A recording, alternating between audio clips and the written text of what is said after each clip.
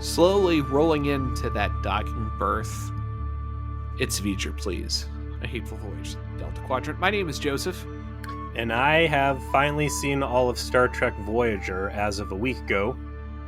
Your co-host, Peter. It's true, this is your first complete watching of another Star Trek show that's not named TNG. I mean, we're technically Lower Decks, but Lower Decks is still in production, so... Oh, I'm sorry. You've watched all of Picard, too. I wish I could say I've banged myself into a wall enough times that I've forgotten that, but not the case. Yeah, man, it has been a real treat, and I don't want to get into the series, rest in peace, but sitting here at the end of season 7, what a joy and a treat it's been for me. Unlike probably 99, I don't know, maybe 100% of the people out there listening to Star Trek Voyager podcast, I have to think watched Voyager to get into such a Yeah, there's a certain barrier to entry to listening to a show like ours, which is you also are watching the episodes or have already watched and remember them so vividly such that two nerds talking about it for an hour makes for good entertainment for you. And God bless you, every one of you. we enjoy your patronage. We really do. Absolutely. But as someone who did not watch any of this stuff, being able to go in what did we start, 2019, 2018? It's 4 years. We started in 2018. Yeah, I want to say this is like the second Christmas I've fucked up my wife's plans for Christmas Eve. Yeah, Merry Christmas, by the way, Peter. We're recording this on Christmas Eve, which is not much of a burden for me, but, Peter over here with 3 children, different story. Well, last night we assembled the Barbie dream house, so, the heavy lifting's out of the way there, but, yeah, being able to go through and watch this stuff for the first time, getting that time capsule Berman-era Trek in, has been very enjoyable, and I assume at some point we'll get around to DS9, but that's not what we're here to talk about. We're here to talk about Season 7 Star Trek Voyager. Before we get into it, though, one last shout out before we end our recorded episode lifetime on this topic. We have one more show left. It will be a live stream that we're going to actually fire off for everybody on January 5th. It'll start at 9 o'clock Eastern time. That's 2022, by the way. Yeah, 2022. There will be plenty of, Facebook and Twitter and social media things to advise everyone of that. So approximately 6 days from the date that this gets published, but hopefully you'll hear about it before then. We are encouraging as much participation as possible. We're going to live stream it on Twitch. There'll be some hangouts in the Discord afterwards to a certain extent. I think I might even take the next day off just so that I can hang out with everybody as much as possible. But just as to say farewell to this particular chapter of Feature Please, but it won't be the end of us. We'll be back in March with episodes on Enterprise, as we've talked about. Before we get into that, though, I want to talk about Ian and Sarah. They are lovely friends of ours. Ian, in particular, we've known from our prior lives, and his lovely wife, Sarah. They came up with not only the rad Inner Light intro you heard at the beginning, but, of course, the Tired and True Voyager theme that they cooked up for us so long ago to spare all of humanity from whatever you would have produced from a recorder. It's one of my biggest regrets is that I had set out thinking that at some point I'd be able to play the Voyager theme song on my fucking elementary school recorder, and I've just been too lazy to do it. Well, fear not.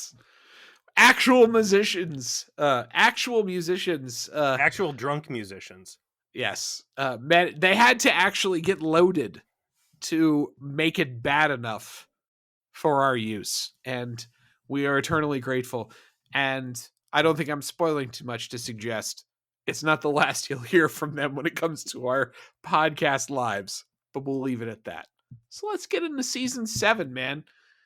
I think just season 7 provides a rich field of things to talk about without it being too much of a series discussion, which I'm really looking forward to having. And starkly contrasting the previous season 6, which I have to actively make my mouth say the word 6 because it is now hardwired in my brain to say season sucks, because that's how bad the last season was. And I think that, and this was Kenneth Biller, right? Yes, he was the showrunner at this point. I think Kenneth Biller really turned things around. And, you posed a question to me off air. Was it a good final season? Final seasons are sometimes bad. Concept can be played out. Everybody's waiting for the end. Eyes are looking other directions. In the case of Next Gen, right? They had Star Trek Generations. Everybody was gearing up for. They had DS9 that was in production. Everyone was looking towards their next job. This was the question I posed was, is this a good last season? And I'm getting the sense you believe that it was. Or at least an improvement. I think that's fair. An improvement on what? I mean, season sucks. Yes, obviously. The show as a whole. Yeah, I think overall, looking at the episode lists that we have here, I think season 7 was very good. I don't think it was as bold and risky as the early seasons. I think, what would we say, season 3 or season, was it 3 or 4 that was we had like a lot of strong feelings So about. we felt, and I think we continue to feel, that season 3 was ultimately this season's best overall kind of chapter. And that had a lot to do with Cass. Like, that's when you got like the best Cass episodes, like Warlord and that sort of thing. That was still like an element. You got worst case scenario, Mm-hmm. like you got the coworker murder simulator. This was Which before. with accompanying real life, courtesy of Jack, video game adaptation. It's hard to beat that. It was before the Borg bogged down a lot of the meta. It was before Seven of Nine came to dominate so much of the screen time, and Voyager still felt kind of like it was the Wild West of Star Trek shows. Again, I will go down saying that stuff like Vidians, even Kazon towards the end, there was a lot of bold, interesting, and different stuff that they tried with Voyager, and it all fell flat on its face the first time around. But I think a lot of it, by the end of those early seasons, they had very usable product. Whereas season 7, a lot closer to traditional Trek. I think it was a lot closer to traditional Trek, but in a good way. Um, season 6, as you noted, possibly the worst season. That's something for a later discussion. But season 7, Voyager felt more like Star Trek, a traditional Star Trek show in season 7 than any other season, would be my underlying theme. I think that had a lot to do with another question I posed to you offline, which was the connection to Starfleet that wound up being a major part of several different episodes. The Midas Project, right? The Midas Relay. Correct. This is the Pathfinder stuff that Project. started with Pathfinder. It started in season 6, but in season 7 became matured to the point where you had several episodes that dealt with them and constant ability to contact Starfleet Command and be connected back to the Alpha Quadrant. And this is the episodes that brought us, stuff like Friendship One and Inside Man and that sort of thing. My answer to that is I think they introduced it at the exact right pace and frequency. The initial contact via the Midas relay, and that wasn't shipping a was that shipping a bottle? Yeah, Message in the Bottle was the first time that they contacted the Alpha Quadrant via the Doctor going back to have his adventure with Andy Dick. Mm-hmm. It wasn't until seasons later that they actually made contact, which was the episode Pathfinder from season 6. Use of the Hirogen relay as the Hail Mary that worked out, and then not following up on that until deep into the series. I mean, once we started getting some Barkley action going, I think they hit that the exact right way, and I have no criticism of how that was pursued at all. More to the Starfleet connection question you're asking, I think would be questioning and criticizing the decision not to show anything of Voyager past them flying up on Earth, especially since it never really got any formal discussion until Lower Decks. So no, I don't think there was a better way to handle the Starfleet reconnect or communication with Starfleet. And in fact, what that question did was make me think, what did they bring in too late? My And question, by the way, I don't think we established. I questioned if they should have brought it in season 6 in full force. Because in season 7, it came in full force, visual contact, missions from actual Starfleet. We're doing trials via 11-minute segments, all the whole nine, right? Like we're actually talking to them. It isn't a gimmick. It isn't a one-off. And I pose to you, should they have brought that in a season earlier? If this happened in season 6, would that have helped the show feel more like Star Trek and define itself a little bit better in its back half in the way that season 7 ultimately I felt did in fact have those contours? And you're saying no, it was the right time to bring that in at the end, that it was just the right amount. You didn't want to overplay that. I tend to think that it should have been more in season 6. I think there was more to do with that.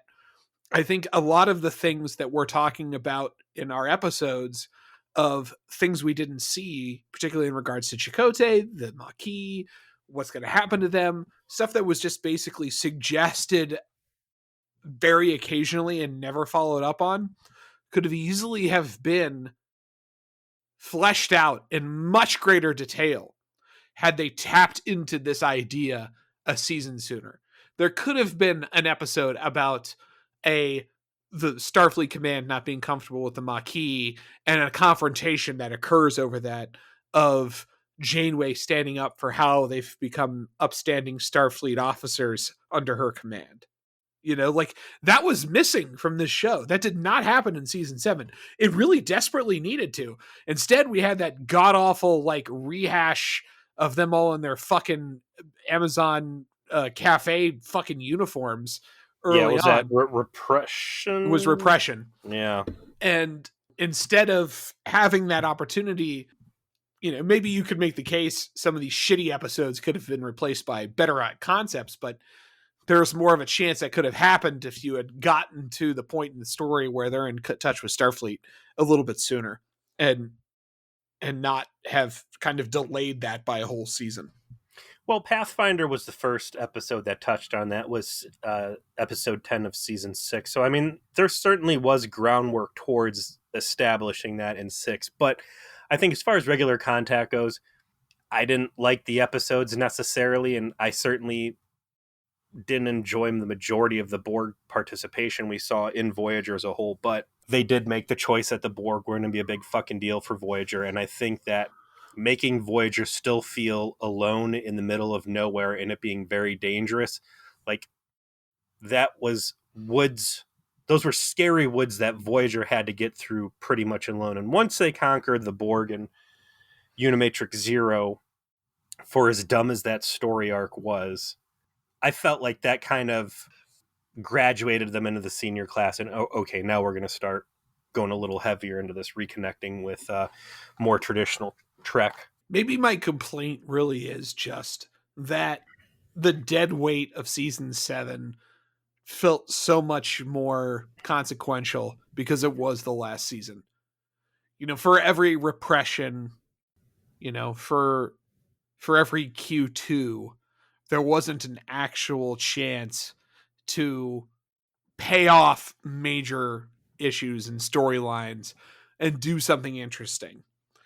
And that's not to say interesting things didn't happen, which I'm sure we'll talk about when we give out all of our awards, but there was so much lost opportunity for this whole show. And I won't touch that anymore, since I feel like that's going to be a huge topic for us next week. When you're at the end of the line, each second is precious, and when they're wasted, it feels worse, I guess is what I'm Absolutely. saying. And speaking of waste, I'd like to go ahead and get to the first set of awards. We're already here. We're already talking about them.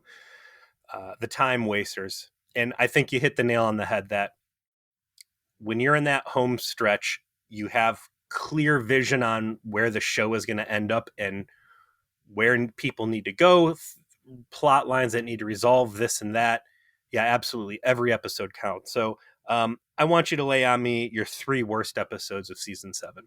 In this order, it was Repression, Unimatrix Zero Part 2, and Q2.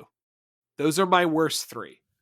I know that you hate Natural Law, and Natural Law is bad. That you read my mind.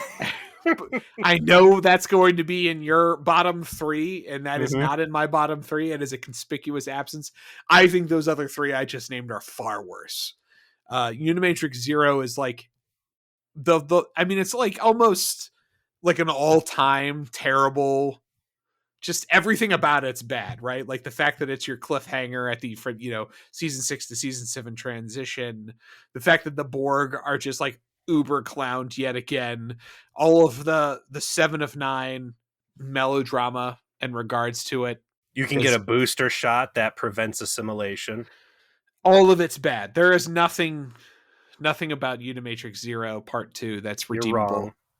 And I had listened to that episode again, and the hearty laugh I got when you described Tuvok slapping Torres out of the episode.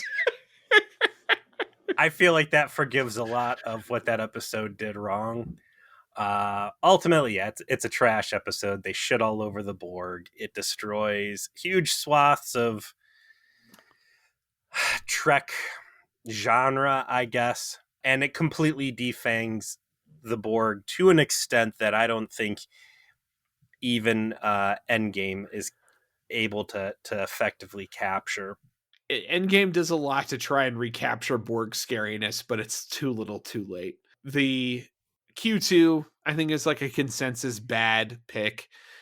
Greasy, sweaty, puffy Q foisting his untalented son I on don't blame Voyager. his son. I'm not blaming his son.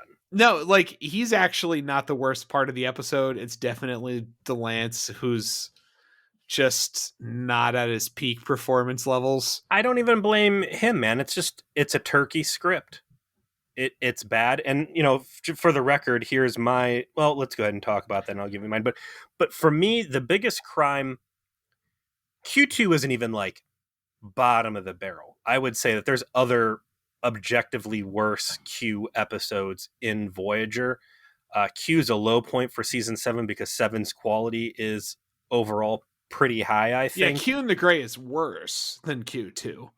Q2's biggest crime against Trek is that the whole thing fucking focuses on the first child Q and the expectations and the blah, blah, blah. And there's a whole goddamn episode of Next Gen with Amanda Rogers that already addressed all of this, and they just give me that one throwaway line that she didn't work out, she got killed, she quit to continue. Just so, the whole fucking framework of that episode is completely destroyed by Amanda Rogers, which was documented by Picard in his captain's log, and Janeway and everybody else should know because everybody's up to date on the Q. So it's just like, it's this shitty what if one-off.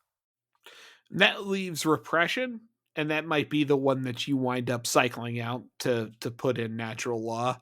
I just think Repression is worse because if you're going to bring back the whole Maquis plot line and do something with it in season 7, I just think you get bonus points knocked off for the fact that it was something that's stupid, throwaway, terrible, and ultimately pointless.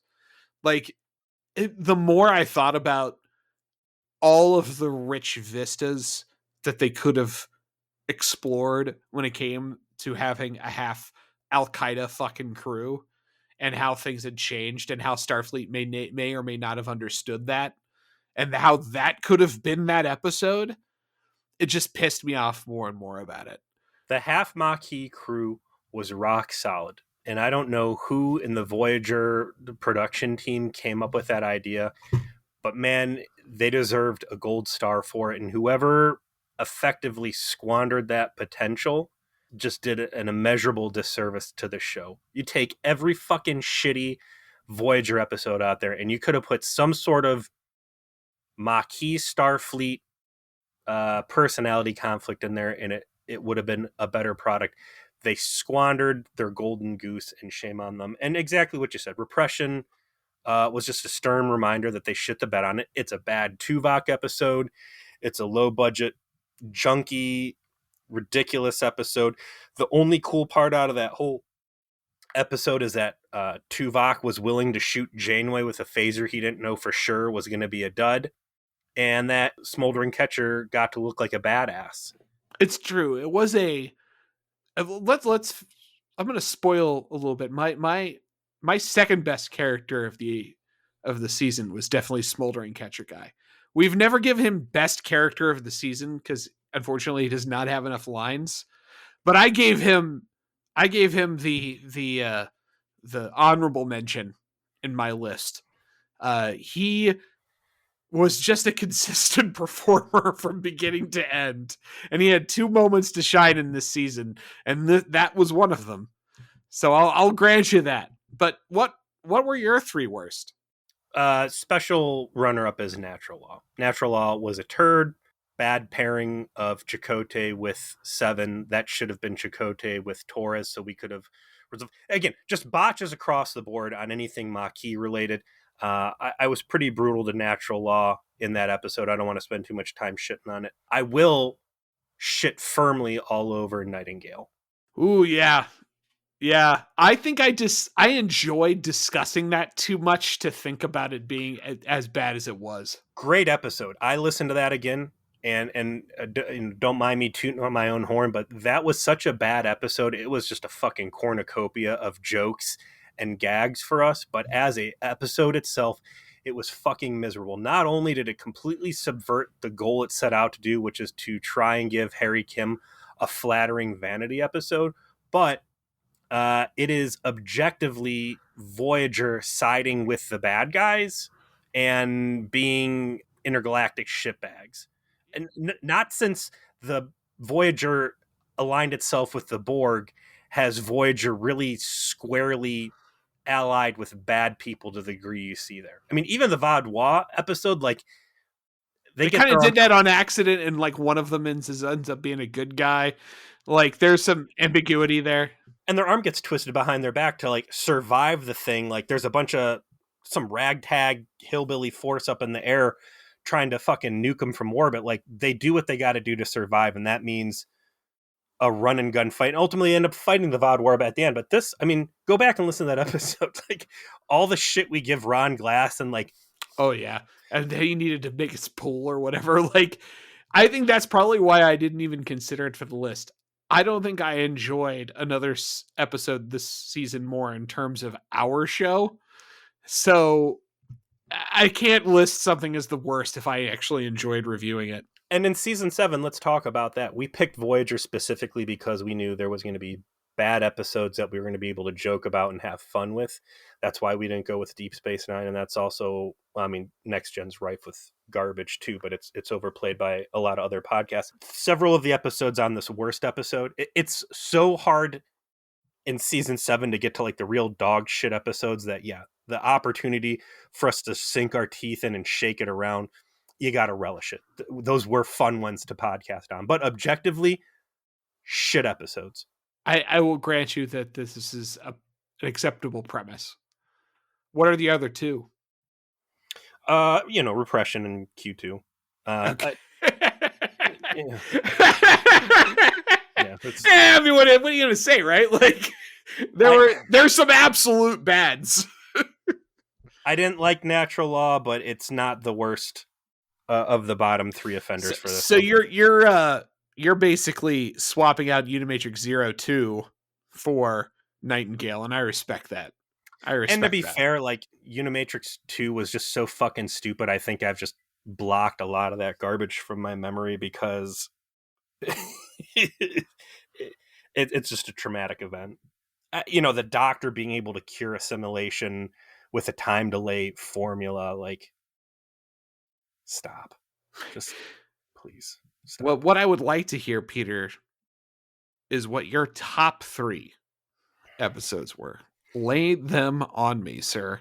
It is it's a rich season to pick from, so these were hard ones. I can't give you three, so I'm just going to run through my top, however many this is. Critical Care, that's the doctor in the floating series. Yeah, where the doctor gives the HMO AIDS. Yes. Which we focus on as the main joke out of that, but in reality, that is an excellent doctor episode where Robert Picardo, who's become a razor sharp scalpel at portraying a doctor on TV with laser focus on care and doing the right thing, and he gets to go off like a chainsaw into a vat of butter and just make a complete fucking mess looking like a badass. Total pimp episode. And it's Picardo doing some of his best work, I think. And also really strong guest actors. It's just a story that works top to bottom. Even Tiny Tim. Even Tiny Tim. And I fucking hate Anthem. So, they just fucked up my past 2 weeks of doing HR stuff at work. Yeah, fuck them.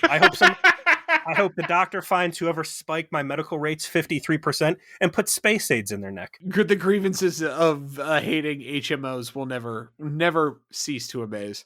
Inside Man was amazing. I actually have a top three, and my top three does include Inside Man. I think it's just funny. It's funny in a fun way, the same way like I really love Bride of Chaotica. I stand that episode from the beginning. I told you from the start it was going to be one of my favorite to talk about. It was. I enjoyed reviewing it. And then the same way I was looking forward to Body and Soul. I just think that Jerry Ryan is so good in that episode, playing an entirely different character, but herself, and it's just, she just nails it. And Quick side note, season 7 is certainly the season of holograms. There is so much holographic what if going on. Impersonation, war with the Hirogen, war with the fucking Galaxy Quest guys from what was that one? Galaxy Quest guys? No, the one where he pretends to be Seven. Wait a second.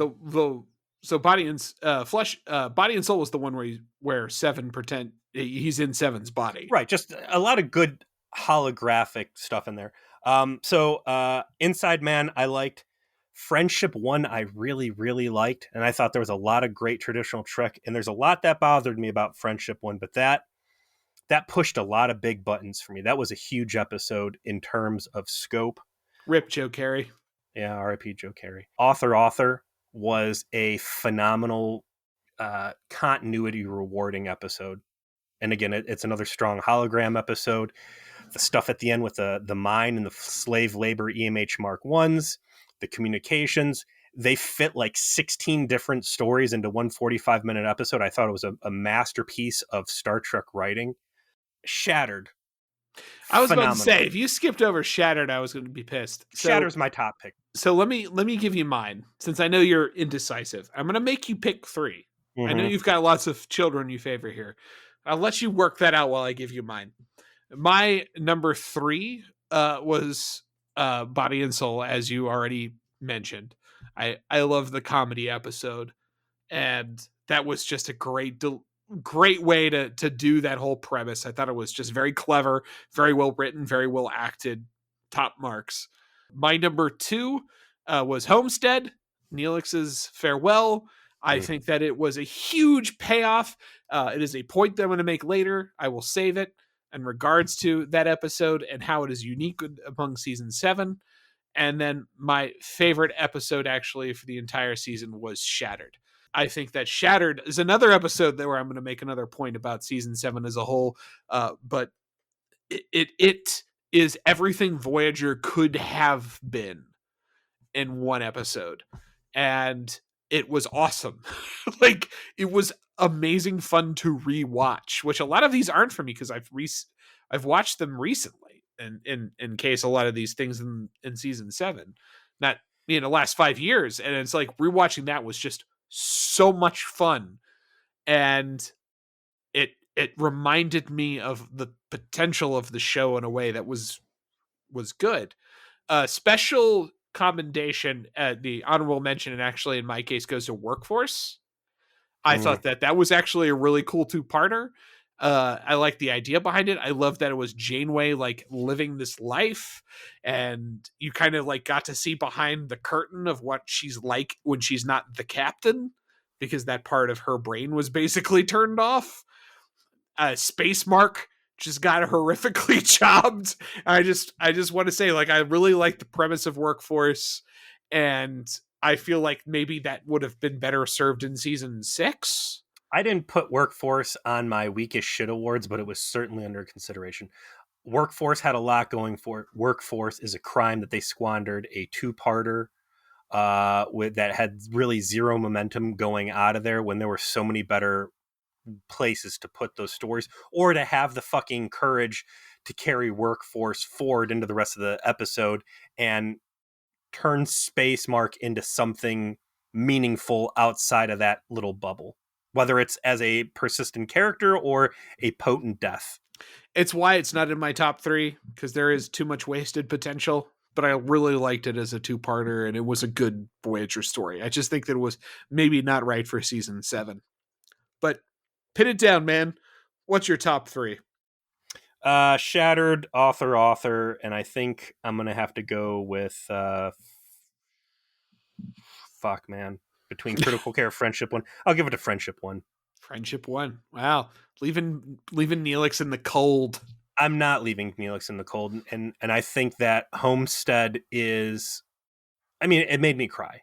Homestead flat out made me fucking cry. I don't think it was the episode itself or the plot. On paper and to a casual view, there's nothing really that special going on, and you have to have like your Star Trek Voyager fanboy commemorative hat on with the matching jacket and limited edition Nikes, right? Yeah, You I can see what you're saying here. you need to know Neelix inside and out, and if you do, and you've got your fucking little Debbie's secret decoder ring, right? You have a very rewarding episode that's fucking amazing. That's an On interesting point. Like, you're bringing up something that I kind of wanted to touch on here, which was Shattered as a case study. I know you're talking about Homestead, but I think you could link that in kind of in the same way. Sure. It's what we always ask for, continuity and paying off being a Voyager fan. Same deal with Timeless. You know, occasionally Voyager touches on greatness, and I don't know if the Voyager greats are really as good as they feel, or if it's because everything else is fucking held down with chains and concrete blocks that when one finally is able to break out and like hit the surface, it feels like such an accomplishment. But it's rare. However, when it does happen and they really lean into the Star Trek fandom, they're amazing, rewarding experiences. But I guess that's my point, which is they're amazing and rewarding experiences for you and me, and possibly a lot of the people listening to the show too. But Shattered is a case study to me in how Voyager could have been amazing, but also why they couldn't or maybe shouldn't. And we're correct not to go down that route. Okay, so why did we love Shattered, right? Like, we love Shattered because it was continuity porn for the entirety of Voyager's run, all in one episode. It was self-awareness. It was self-aware of how ridiculous its premise was, and the thing that got us really hooked was that it was Janeway being confronted with the reality of her choices in a way that you and I really enjoyed. Of like, this is the shit that I end up putting my crew through. Like, maybe it's best that none of this ever happens. Can we find a way to make this not happen? We like that about Endgame too, was that Janeway being confronted with the reality of the consequences of They her choices. take and here's the golden stroke of Shattered is they take something that you and I have hammered hundreds of times, and that is Voyager makes stupid decisions that needlessly endangers himself, and just all of the bad decisions. And you know, there's a smart way to do it, and they don't do it. And in Shattered, I think they effectively, Chakotay says, in the end, these are the right choices to make. This is what we signed up for. You're not doing the wrong thing. And yes, we have an opportunity to prevent all this from ever happening. And here's a good reason why we shouldn't. And in that moment, the writer's room says, look, we've confronted the stupidity of our writing and we've somehow made it seem okay. And as a critic, I was able to buy it 100%. Yet, as much as that show represented to you and me what if Voyager didn't suck, that was literally something you said in that review. it was, if imagine if you turned on UPN and that's the one you turned on, you'd have no fucking idea of what was going on, right? Like that episode is 100% reliant on knowledge that at some point Voyager had their dreams invaded literally multiple times, right? Like that was a joke that paid off for you and for me and some other people who were Voyager stans and no one else. And they did not want that. They specifically engineered this show so that you did not have to have much knowledge of what the fuck was going on Yeah, but look, man, to watch it. that's bullshit, and we're moving into the series rip as a whole here. But go back to that Jason Alexander think tank episode where they brought in Seinfeld big names in a desperate bid to try and get fucking eyeballs on the TV show that weren't dedicated Star Trek neckbeards, right? We're in season 7, and that's where Shattered popped in. Oh, what if I, just randomly tune in? Nobody's fucking watching Voyager, and you're going to be able to school me on this with some numbers here in our next episode. But like at this point, it's clear to everybody, no one fucking cares about Voyager unless you're a diehard Trekker. So just fucking lean into it, embrace what you got, and maybe that's kind of what they did. I mean, there's a lot of self-reference, there's a lot of Yeah. continuity. Season 7 is where they finally did that. To Mhm. any extent, is really where it started to occur. I think it worked out when they did it. I agree. You and I liked it. I'm just trying to give the benefit of the doubt to the wisdom that they didn't necessarily want to lean into that as hard as you and I might have liked. That they kept the show as casual viewer friendly as possible for as long as they possibly could. To their own detriment. And maybe it was to their detriment, but maybe also it helped them retain viewers. It's hard to know, and that's something we're going to discuss more in a couple weeks here. But Shattered as a case study of that, I think, is important. It's our favorite episode of the whole season because And it does something Voyager seemed allergic to doing for its entire run. I'm very surprised that through our entire 2-hour discussion of Endgame, not once did we make any mention of Shattered, given that there was that timeline interference, Janeway's, in some case, curiosities, in some cases, reservation. In that case, there wouldn't have been anything because the only person who remembered anything that happened in Shattered was Chakotay. No, but he could have fucked with the timeline, and Janeway could have. Janeway's in the same position. I have access to future knowledge. Am I going to do anything to change things? And in that case, she said, no, this all needs to play out the way it's going to play out. Consequences be damned, versus Endgame Captain Janeway, who says, I'm no longer willing to suffer the consequences I've invited into this ship's life, and now I'm going to cheat like a motherfucker. This side discussion started because of Homestead, but Homestead also has to do with another discussion prompt I came up with, which was that the payoff episodes were a mixed bag. Homestead was great, Nightingale wasn't. And did anyone other than Neelix actually get an ending? An ending episode or an ending suitable to their character's journey? I'll say ending suitable to their character's journey. Absolutely. B'Elanna Torres. So you feel B'Elanna had an ending? B'Elanna has an ending because B'Elanna, who has forever been trapped in the same bullshit character loop of I'm embarrassed / angry about my half Klingon ancestry, is able to shatter that, move forward, embrace her child's life as and it's ugly too, right? When she's trying to like genetically Gattaca and like mind wipe the doctor and like genetically re-engineer her kid, like she's willing to go to some real dark places to get stuff.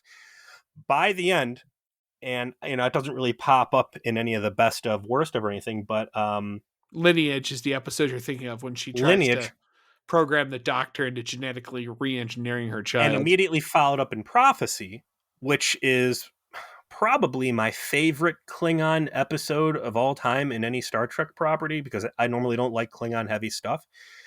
She's really forced to confront her own doubts And I think they do a nice job of side loading Klingon values into B'Elanna Torres, whereas a head on approach never works. And it was B'Elanna has a bad day.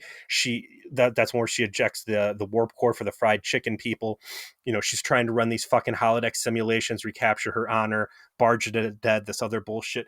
Prophecy, like the captain's like straight up like, listen, I don't know if your baby's Klingon Jesus or not, but like I'm trying to do what's right for my people, and I need you to care about that. And also, I'm going to pray for your dead grandma. You remember her? You love her. Maybe you do care a little bit about this Klingon religious stuff. She starts Yeah. buying into it. And then you pay it off in Endgame, where now B'Elanna Torres is ambassador to Klingon, or some sort of Yeah, high she was ranking. she was like the diplomatic liaison to Kronos. I mean, that's a complete character journey to me. Yeah, you pointed that out when we reviewed Endgame, which was I was kind of like why would the world would you send B'Elanna Torres, a nerdy engineer, to be a diplomat? And you pointed out, no, she came to terms with all this. Like Mm-hmm. it makes sense that she would be more suitable to this task than I was necessarily rather considering. She was And even willing to invite, the murderous Doctor Evil, sometimes Doctor Evil, EMH, to be the godfather of her parent. Like she has wild character growth that repairing shit with her dad in author. it's true, and really all of that was contained entirely in season 7, which was a bit weird. That it wasn't so long ago that you and I were lamenting that she never got any kind of Yeah. character growth, that she was constantly stuck in this loop of over and over again telling the same story. But this is an excellent point on your part, which is season 7 involved her going through an actual change in character such that when she reaches the end in Endgame, she is finally changed. She is finally evolved. And it's kind of a shame that it takes literal pregnancy to make that change happen, which is what happens, right? Like she gets married, she has a kid on the way that changes you. That's real. I'll grant that. That's Mm-hmm. a real thing. Kids change you. They do get there.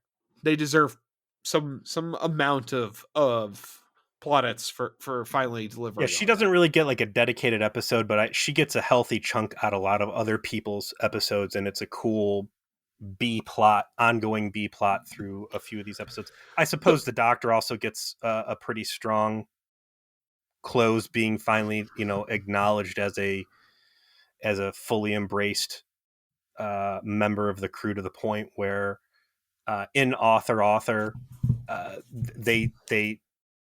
they save the day without playing the easy card, which is no, he's not a person. We can break the contract.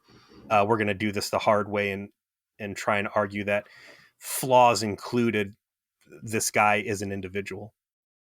the other character I was going to bring up that I do think had an ending was 7 of 9, in that a lot of the season demonstrated in the same way that B'Elanna finally evolved into a person, 7 of 9 finally evolved into a person, such that in Endgame she is quite obviously very, very different than she was even at the beginning of season 6. Definitely than when she first joined the crew in season 4. I did like that. I did like that at the end of Endgame, there seems to have been a real evolution of 7 of 9 from robot lady into actual person. The biggest expression of that is going to be Human Error, where she starts trying to running these fantasy simulations, seeing what if I was afforded to actually wear a uniform that covers up my butt. What if I had quarters and I wasn't sleeping in a fucking Tesla charging port? And the heartbreaker kind of at the end of that, it's like, no, this is not for me, and I'm going to go back into a safe and warm place. And even though it's stupid in Endgame, this bullshit with Chakotay, which I'm going to vomit all over here in the near future. They pick all that stuff back up and engage the technical limitation she had, that the Borg restraint that was keeping her from really embracing that humanity. As bad as focusing on that relationship at the very last second was, in that it deserved all of the dick kickings that we gave it last week. At the same time, I enjoyed that Seven of Nine's plotline was about how she had finally made the turn and was wanting to embrace more of her personhood as a consequence of the hard work of, frankly, every single person on the ship, from starting with the captain and on the way down, that engaged with her, and that slow growth that we had watched was finally paying off. So that part of it was cool. It's just a shame it wound up with Beltran and Jerry Ryan like swapping tongue. But it is what it is. I will say that it is an ending, but no one else really got any payoff, right? Tom, no. Harry, Mm, no. The captain, no. Tom has had a lot of growing up that he's done, and But he doesn't have an ending. no. Like that's what I'm saying. Like there isn't like a okay, so this is a completed arc. There, everybody else kind of got cut off, and the show just Whatever ends. arc you can give Tom gets encapsulated, and Tom quits being a fuck boy and becomes a good husband, which does happen in this season. And it's not like a monumental moment when it does happen, but it's there. That being said, I wouldn't count him as having a formal ending. Kim, certainly not. I think Janeway's left a mess. Yeah, so where you want to go from here? We've got more awards to hand out, Peter. We have our most important award, the one you inaugurated so long ago when we watched Jetrell, and that is the weakest shit award. I'm over here telling you how good season 7 is, how hard it is to come up with really vicious dud episodes. All that being said, there's some nasty stuff in my weakest shit pile. A special mention to Repentance, which was the Space Texan episode, and them trying to tell a moral story about like bad profiling and stuff like that, and then completely spinning the plot around and completely Yeah, vilifying.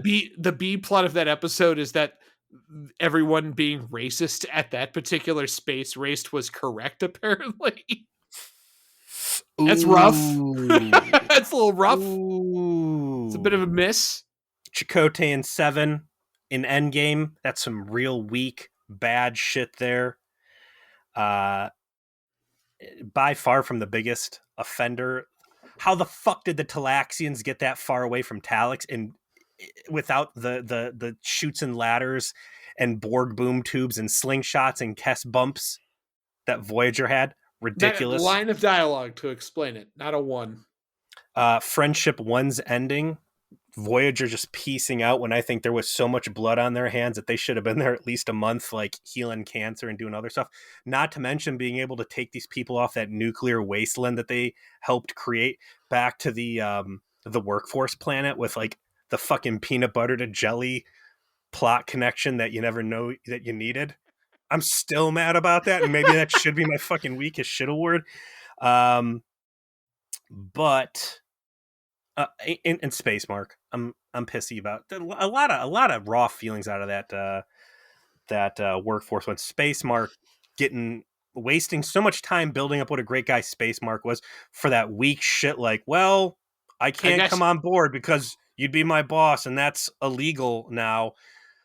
In reality, I don't think there's any right answer here that you can put in that isn't the fucking dirty rubbing her face in broken glass and piss treatment that Kess got. What the fuck? well, that isn't part of the season though. Wait. No. Fury happened in season 6. That's how bad Fury was, man. It transcended into season 7.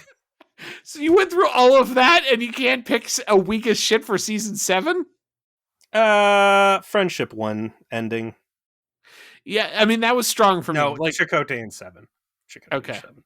I my number 2 pick was actually what you just said, which was Yes. the They end did of her dirty. Friendship 1, where they're like, how do we do this scene for like poor Joe Carey, and we get a fucking Christmas tree ornament and put it in a bottle and talk about how he was building a ship in the bottle, and how are we going to talk about Joe Carey, like this guy we have literally barely seen for 6 seasons that comes back to just unceremoniously get murked.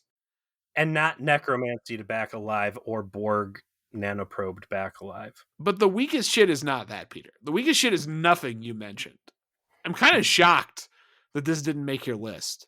The weakest shit is Harry Kim's command ability in Nightingale. The weakest shit is that he gets put in charge of the ship because he's got the special Starfleet abilities to be in charge.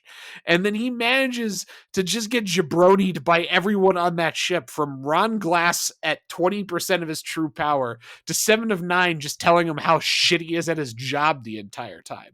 No, The weak I buy that. That is a good that's a bad episode for what it's supposed to be. It is a good episode for what it is, in that it establishes why Harry Kim is still an ensign. And what's missing there again is that scene at the end where Chakotay's like reading the mission report, like, holy fuck, Kathy, I see why he's still an ensign now. Like, I thought you were just being a bitch before, but like, did you read page 2? Wow.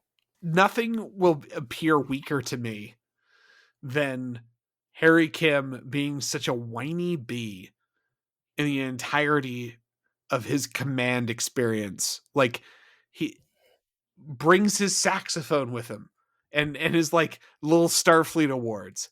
Weak shit. It's not weak shit. This is no Talaxian stuck in a nuclear Metreon cascade hell. That's just bad writing, Joe. All right. Well, what is the weakest shit except the worst writing of the season? Come on now. I think you're losing the forest for the trees. Where are we going now? Best character of the season. Neelix, baby. Neelix 100%. Neelix had the best episode, but I'm not going to say he was the best character. That was such a good character development moment. The dude fully realizes the hero's journey, and his entire run through the show pays off pound for pound in every scene he is in for that. That one episode is more than enough. It's so good what happens to him, and so wildly off the charts for what Voyager is capable of, that I can't help but give him MVP for the season based on that alone. And he's got some pretty solid participation in some other stuff here, you know. I'm not going to give it to him because, frankly, he's barely in the season. I mean, I grant you, Homestead's great. I really enjoyed it. It was a great ending to Neelix's story. He got the happy ending and the payoff and the emotional catharsis that was missing from so much of everyone else. And I really am glad that he got that. But dude was reduced to almost special guest star status by the time they finally dropped him off at what you affectionately called the last Talaxian truck stop in the universe. And I don't think that rises to the level of being the best character. I think the best character was the EMH, which is probably, kind of basic bitch of me to say, It's very because basic bitch of you. Robert Picardo is like so much better an actor than everyone else. They also let's do a quick count here. But he got Critical Care, and he got Author, and he got Renaissance Man, and Body and Soul. All of and these were Flesh and baller. Blood. I mean, they fed him. Wagyu beef, is that the fancy stick? Yeah, Wagyu, yeah. I mean, this dude had home run after home run just handed. And I'm not saying that he didn't deserve it, and I'm not saying that he didn't knock him out of the park, but I mean, he was just showered in top end scripts. So even he was really even good in Endgame too, like as Joe the Doctor now, like having evolved and having changed. Like, he is awesome. And he got to shoot dudes up like a fucking gangster in Friendship 1. I mean, he had not only an amazing character arc, and not only did he have the kinds of payoffs that Neelix did, but he had like multiple good episodes. I think there's no one else you can name for this award. I'm giving it to my underdog, my under space cat, Neelix. He had the least to work with, and he did the most with it. Team Neelix, man. Who was the worst character, and why is it Harry Kim? Yeah, Harry Kim is the obvious choice, but I'm going to go Janeway. If nothing else, The Void. That's the subspace episode where everybody gets stuck in space Thunderdome and has to fight, and Janeway fucks everything up by nitpicking where the fucking tech doodad they needed to break out came from and sabotages it. And this is going to be a bigger conversation for the series as a whole, Rip, but This is bad. some shit I brought up to you 4 years ago when we started Absolutely. talking about this. Like, Absolutely. And I'm going to fucking rail on it in the series closeout, but I mean, she's got some real frequent low points across this episode. And yeah, Harry Kim's a fucking whiny bitch shitbag, but water is wet, right? What else do you expect from the character based on the majority of the stuff we've seen from him? if it wasn't for Endgame, and that I think that Kate and Workforce, I think those were all two-parter episodes that were desperately reliant on Kate Mulgrew's acting ability and Janeway as a character kind of coming through in a way that was really cool. I might agree with you, but there was actually good Janeway content. There was actual good, like, specifically episodes focused on her that were good. And to Uh, be clear, again, just for everybody listening at home, when I'm saying Janeway sucks, I'm not saying Kate Mulgrew is bad. Every dumb thing that comes out of her mouth in Void, Kate Mulgrew does a good job portraying. And if that was the only exposure I had to that character, none of it would seem out of place or silly. But it's awful writing, and it's sabotaged her through this whole thing. But obviously Nightingale's the specific low point for Kim. But is there anything else really jumping at you? I thought he was kind of real dick bad in Drive. he's not good in anything. Like, Drive is the next episode where he had kind of a major role. He's not very good in that. Then there's Inside Man, where he's just whiny. There's Endgame, which he has one good scene, like saying goodbye to future Janeway before she leaves, and that's about it. Like, he gets some emotion into the scene where he's like saying goodbye to his space mom, but that's about all he manages for the entirety of season 7. It's just real bad. Like, Friendship 1 is an episode dominated by more Tom Paris, like, in his maturity, than fucking Harry Kim managing to fucking do anything. It becomes a meme in the series finale when he's like trying to get Tom to do some real dangerous shit, and he's finally outgrown him. Like, the show almost comments on how he's kind of still stuck as a one note, useless, awful character. And I just don't think that any season represents that better than season 7, because while I think that only about half the crew gets an ending, only Harry Kim didn't change. Like, Janeway is constantly confronted with the consequences of her actions and has to come to They terms with try it. to give him something in Endgame when they show that he's a captain and family and that other stuff, but But they don't show him evolving into that. They just like, all right, you're this now because we couldn't get you there. couldn't bridge the Like, gap. And it's the same deal in Timeless too. Like this is a pretty cool character they're portraying at the end here, but that's a one-off. if not for Timeless, he would have essentially zero redeeming episodes in this whole fucking show. I'll give him Deathlock too when he dies. When he dies, okay, I two, mean, he's had a couple here and two. there, but it's very hard. This is one of the biggest neglected characters in all of Trek. There's 168 episodes of Voyager, and he was good in 2 of them. I want to bring up a special entry into the awards because for the first time ever, I think season 7 is actually playing with some pretty good CG. Is there any space fight scene that you think really comes out as the best of the best? I guess Flesh and Blood. Flesh and Blood was probably the best one. So that's the Hirogen one, and Yeah. that when Voyager finishes eating Hirogen butt and flies out of the blind spot, and you've got like multiple phaser blasts coming off a single bank. That was a tight ass fight scene, definitely worthy of the praise we gave it. And Imperfections. That's when Seven's cortical node goes offline, and they go back and like start ransacking derelict cubes. And they get in a fight with some space pirates, and like the Delta Flyer actually does some pretty cool shit there. Season 7 was strong enough that neither of us have talked about Imperfections until an hour into this show.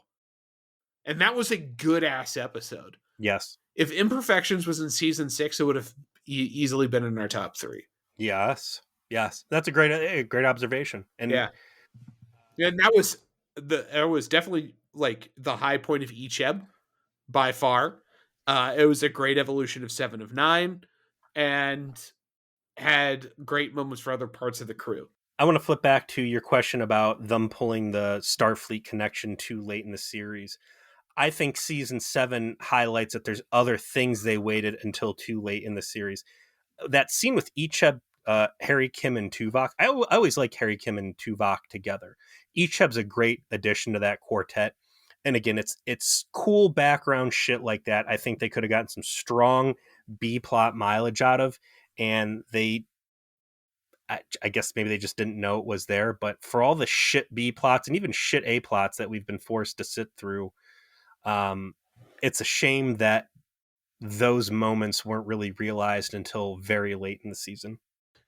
We do have to settle up on one more award. I wrote down something here. I'm gonna call an audible because I think it's a better thing to discuss. Best guest star for the season. Hmm.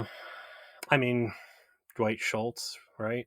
It's like, is Dwight Schultz a guest star or a recurring character? You know, like I was gonna say Space Mark. I You and I fell in love with Space Mark. Yeah. He was just the coolest fucking guy. And when he comes in at the end and like bails out Catherine and helps her like save the day and the power plant and does like some space karate, and he's just the coolest guy. And you're like, you want this relationship to work. And that's a lot to accomplish over the course of 2 episodes. Like, he's charming. You get to like him really fast. Even when he's like a doubting Thomas, it's very reasonable.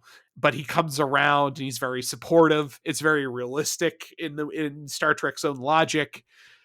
And when the chips are down and push comes to shove, Space Mark comes through for his girl, man.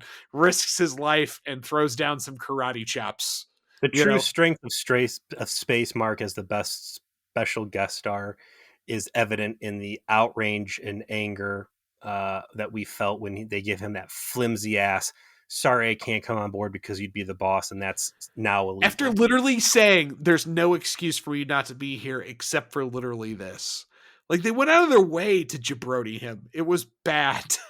It was real bad. So yeah, I'll give it to Space Mark. Special shout out to hologram Simon Tarsus, the cold blooded murderer.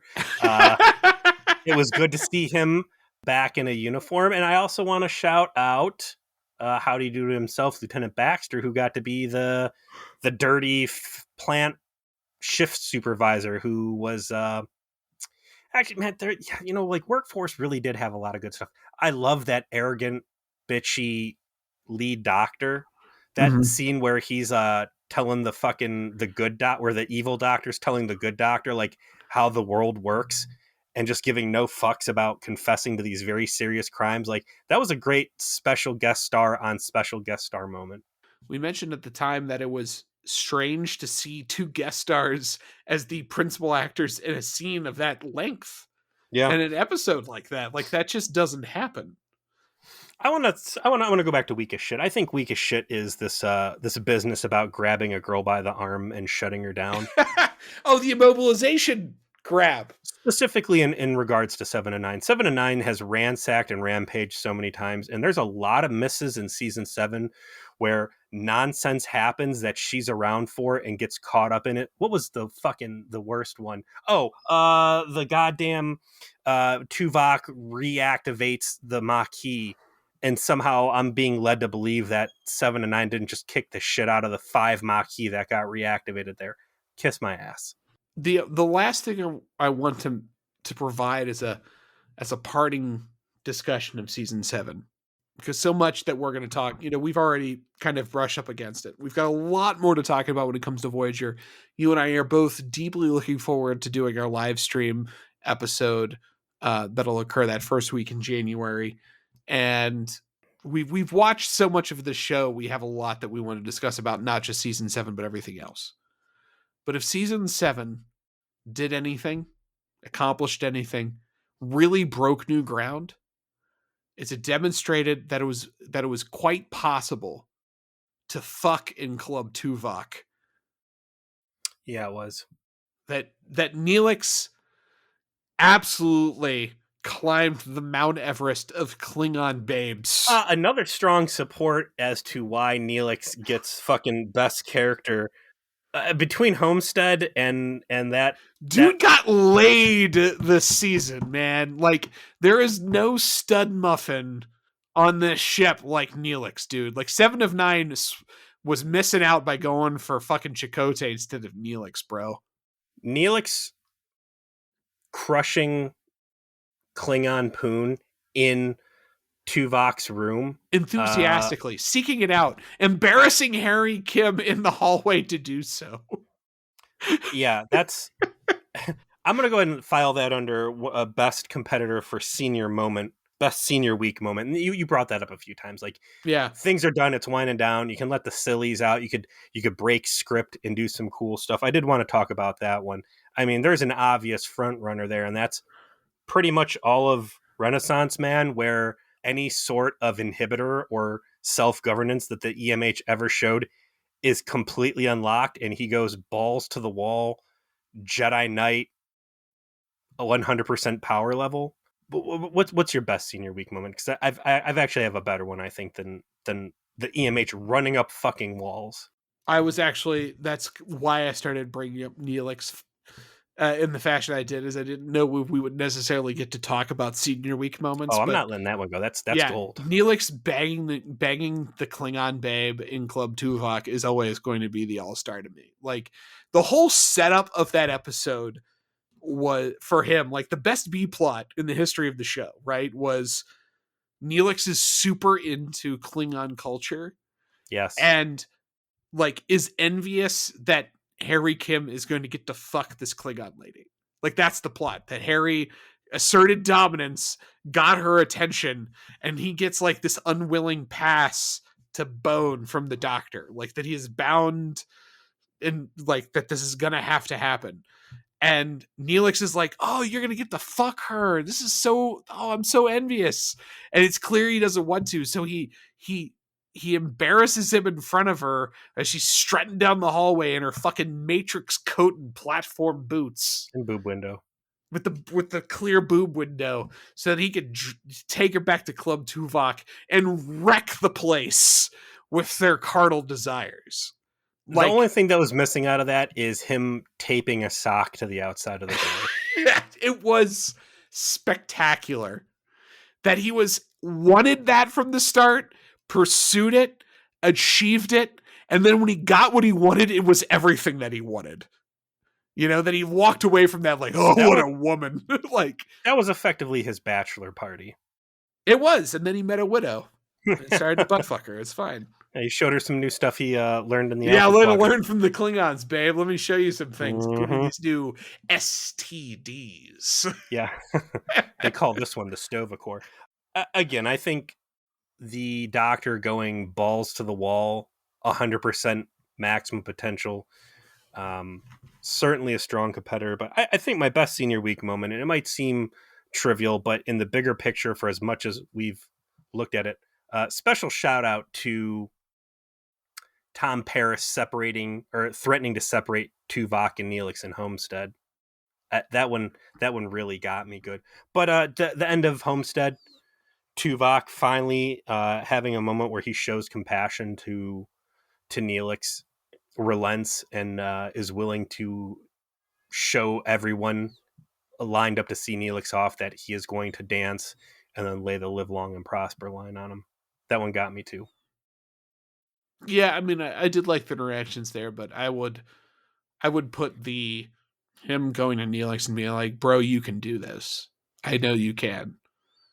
That's That's another more. thing I hold against, and I can't because maybe that would have been too deep, but the whole conversation we had about them acknowledging Tuvix knowing each other intimately and Tuvok dropping all the bullshit and really just real talking him and empowering him full frontal. Had they done that, it would have been the best episode of the series for me. But I get why they couldn't write it that way. In my mind's eye, that's how I remember that scene. But for now, I'm happy to settle with him doing a little dance on Neelix's way out. Well, thank you to everyone that has listened to our rip of season 7 as we lay it to peace as it deserves. We have one more spectacular episode prepared for you on the topic of Voyager. And as I mentioned at the top, that will occur live on January 5th on Twitch. It will be provided to everyone's podcast feeds at hopefully on Thursday or Friday sometime. Give me some leeway. If you can't make it to celebrate the end of the series with us, feel free to hit us up in email or Facebook messages or whatever with any questions, comments, favorite moments, or anything that you want to hear us talk about. We're happy to have that. We intend to go deep. We intend to leave no stone unturned. We'd obviously love your live participation on 9:00 on 9:00 Eastern on Twitch, on our Twitch channel, to interact with us. Or if you can't join us, then join us in the after party on Discord. But if that's just not in the cards because you're in a time zone where that's not compatible, Or a subspace, pocket dimension similar to Void. whatever's holding you back, really. Maybe As there's a long as you Klingon can get pinning your it down. Midas array activated, you can get a message to us, whether it is via Twitter, DM, or email at featureplease@gmail.com. Please do. We want to hear from you. This is going to be a great time to talk. I know we're maybe sounding like we're done. We're not done, but it is a momentous moment to wrap up on Voyager, and we'd love to have as many people to be a part of it as possible. So until then, everybody,